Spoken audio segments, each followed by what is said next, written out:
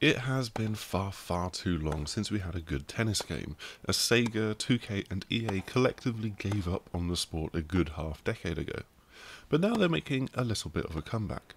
Breakpoint Games are looking to revitalise the sport with Tennis World Tour, coming up with some new and quite interesting ideas in the process.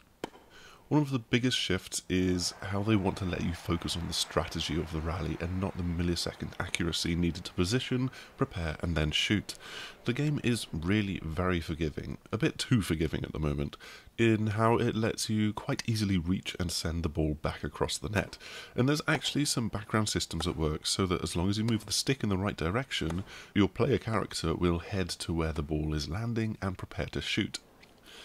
It allows rallies to flow neatly back and forth without worrying too much about the footwork, instead focusing on the shot I want to play, and it meant that when I was well placed I could quite easily pull off a cheeky drop shot, a lob, or try and shoot for the corner. All of this is built on a much more comprehensive use of motion capture than was available 5 years ago.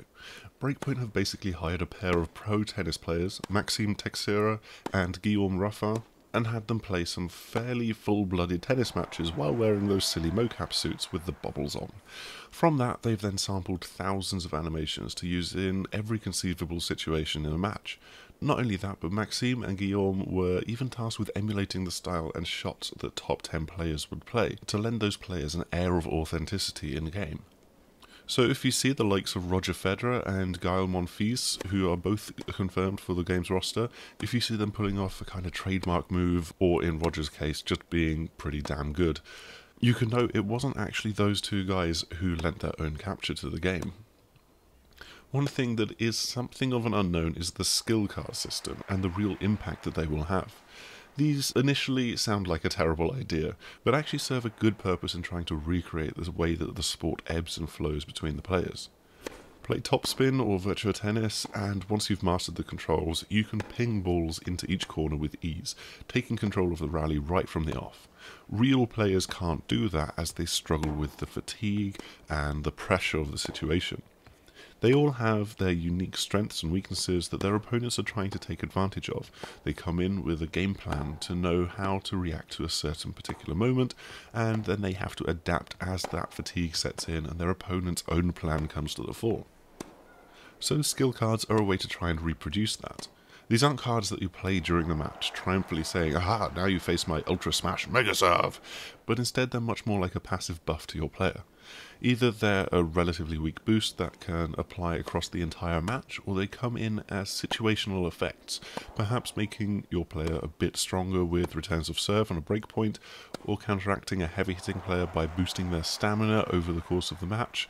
Through all of this, you can counteract weaknesses in your player's build or take their strengths even further. It's a really interesting system and one that will tie into the game's broader career mode. Previous tennis games have basically let you jump from one tournament to the next, globe-trotting without a care in the world, perhaps doing a few mini-games to level up your stats. But Tennis World Tour wants to be more than just a series of matches.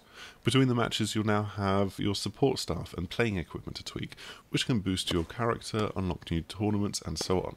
You also need to manage your players' fitness, whether it's deciding to skip a tournament when you've got a light injury or keep pushing through and risk a longer stay off the court if it gets worse.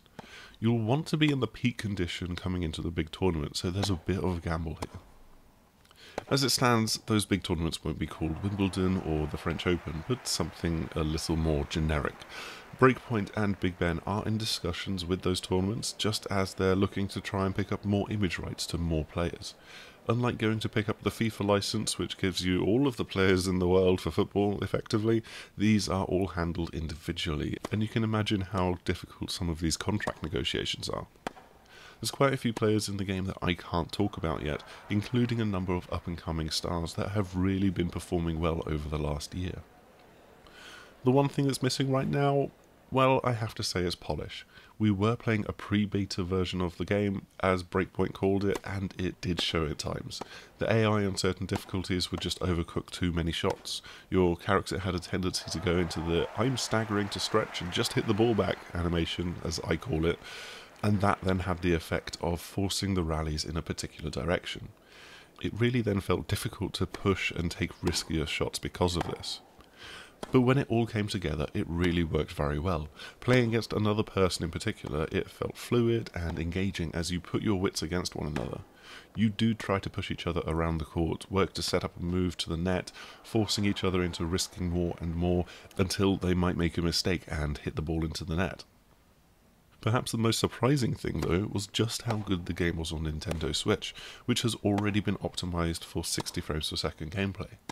Something really clicked for me when playing on the console screen, with the graphics looking good and crisp, and the game feeling tight and responsive to play. I can easily see this being a match for the game on other consoles, and while it does look good on PlayStation 4 Pro, you can tell that there's a difference in the budget between this game and, say, FIFA. If you're anything like me, then at the back of your mind, you've been wanting a good new tennis game for quite some time. I was actually thinking when the Switch launched, hey, the last time a handheld came out, like the PS Vita, I could actually play Virtual Tennis 4 on it. And so I'm hoping Tennis World Tour will fill that gap for me. There is a way to go during development, but I like how Breakpoint have sought to forge their own path and not simply replicate the successes of the past. There's a lot of potential here for a good, fun tennis game that can appeal to players of all skill levels. Thanks as ever for checking out this video, and if you're a tennis fan, then I hope you've enjoyed what you've seen. Please do like, subscribe, and share this with your chums if you want to see more of this kind of thing, and you can also come and visit us over on thesixthaxis.com for all of our written content. Hopefully, we'll see you again soon. Goodbye!